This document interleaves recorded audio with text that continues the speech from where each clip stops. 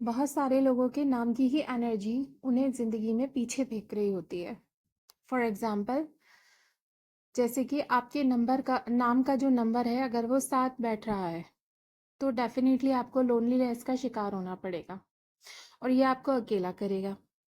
अगर आपके नाम का टोटल बैठता है 9, तो ये आपकी एनर्जी से अलाइन नहीं है, तो डेफ़िनेटली आप बहुत एग्रेसिव रहेंगे।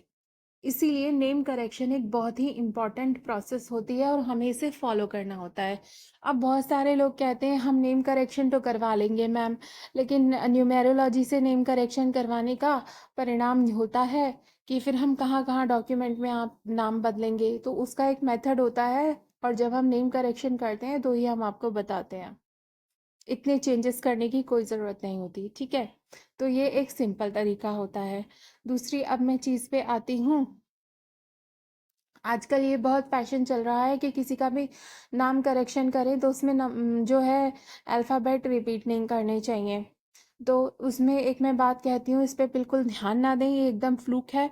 ये एकदम प्रोपेगेंडा करने वाली चीज़ है, अपने ऊपर अट्रैक्ट करने के लिए होने वाली चीज़ है, क्योंकि अगर आप ये हेर-फेर नहीं करेंगे और तो आपको पूरा ही नाम बदलना पड़ेगा और ये एक ज़्यादा प्रॉब्लमैटिक चीज़ हो जाएगी। और ऐसे लोग भी ना अल्फ़ाबेट्स चेंज कर रहे हैं, मैंने खूब देख लिया।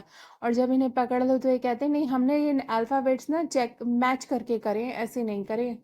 तो भाई हम क्या हवा में चेंज करते हैं? तो ये नेम करेक्शन में बहुत ही इम्पोर्टेंट इन्फॉर्मेशन है कि आप फ़र्ज़ी लोगों के चक्कर में ना आएँ। मैं अब आज के टॉपिक पर आती हूँ।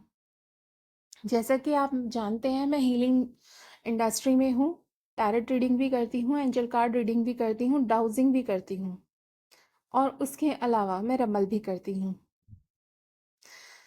तो एक चीज़ मैंने लोगों में कॉमन ये देखी है कि जो खुश लोग होते हैं ना वो स्वस्थ भी रहते हैं, एनर्जेटिक भी रहते हैं और पॉजिटिव भी रहते हैं।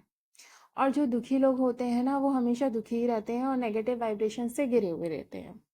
अब सवाल ये है कि कोई दुखी क्यों है? कोई दुखी नहीं रहना चाहता, लेकिन हर एक की ज़िंदगी में एक पैरासाइट कहीं न कहीं से घुसा हुआ है जो उसे रुलाता है। तो उस चीज़ का सॉल्यूशन क्या करें? उसका सॉल्यूशन एक तो ये है कि आप हमसे टैरोट रीडिंग लीजिए और या न्यूमेरोलॉजिकल रीडिंग लीजिए और अपने को स्ट्रॉन्ग करिए और जिससे सामने वाले से आप डिस्कनेक्ट हो जाएँ। दूसरा तरीका है फॉरगिवनेस प्रैक्टिस। मैं फॉरगिवनेस पे हमेशा बोलती हूँ, फॉरगिवनेस बहुत ज़्यादा ज़रूरी है, फॉरगिवनेस करिए, बहुत ज़रूरी है। जब तक आप इन लोगों से फॉरगिवनेस नहीं करेंगे, ये लोग रिलीज़ नहीं होने वाले। और पर्सन टू पर्सन अलग रेमेडी भी होती है, वो भी आप ले सकते हैं। लेकिन सबसे इम्पॉर्टेंट ये है कि अपने मन की स्थिति को बहुत स्ट्रांग बना लेना। अगर आप अपने मन की स्थिति को एक शक्तिशाली अवस्था में लेकर आ जाते हैं, तो वो बहुत ही आपको चीज़ों से निकाल देता है। अपनी विल पावर को स्ट्रांग बनाइए। अब विल पावर हम कैसे स्ट्रांग बनाएं? तो विल पावर को स्ट्रांग बनाने के लिए सबसे पहले अपनी परेशानियों का सामना करना सीखें। भागने के रास्ते ना तलाशें। सबसे ज़्यादा क्या डैमेज हो जाएगा ये सोचें और फिर अपने को विकसित करें कि इस डैमेज को मैं झेलने की क्षमता रखती हूँ, मानसिक, शारीरिक, आर्थिक तीनों स्तर पर। और इस तरह की अगर अपनी मानसिकता डेवलप करेंगे ना तो देखना ईश्वर से हेल्प आती है। और विल पावर को स्ट्रॉन्ग करने के लिए मेडिटेशन बहुत ही ज़्यादा ज़रूरी है और बहुत ही अच्छा काम कर सकता है। उसके अलावा आप स्विच वर्ड्स कर सकते हैं, चैंटिंग्स कर सकते हैं अपने इष्ट के, जो मैं न्यूमेरोलॉजिकली या वैसे आपके डेट ऑफ बर्थ से ही पता चलते हैं। अगर आप अपने इष्ट से कनेक्ट होते जाते हैं या वो गॉड जो आपको इस जन्म में हेल्प दे रहा है उससे कनेक्ट हो जाते हैं, तो हैप्पीनेस आपकी आती हैं और प्रॉब्लम्स सॉल्व होती हैं। कुछ स्पिरिचुअल चैंटिंग्स होती हैं, वो भी आप कर सकते हैं। और उसके अलावा स्विच वर्ड्स भी होते हैं, वो भी आप कर सकते हैं। उसके अलावा थोड़ी-सी फिज़िकल एक्सरसाइज कीजिए, ये भी हमें इमोशनली बूस्ट करती है क्योंकि डोपामाइन हम रिलीज़ करते हैं और खुश होना सीख जाते हैं। ये बहुत ज़्यादा इम्पॉर्टेंट चीज़ें हैं।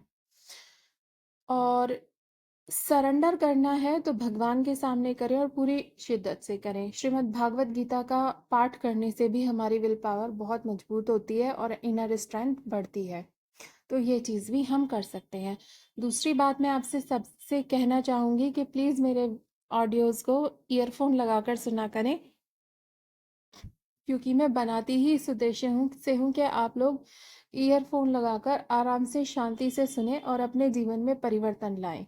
मेरे व्लॉग्स उन लोगों के लिए हैं जो अपने को जीवन में स्थापित करना चाहते हैं सुदृढ़ता से और पूरी शक्ति के साथ। तो प्लीज़ ये सुनें और अपने में बदलाव लाएँ। Thank you very much.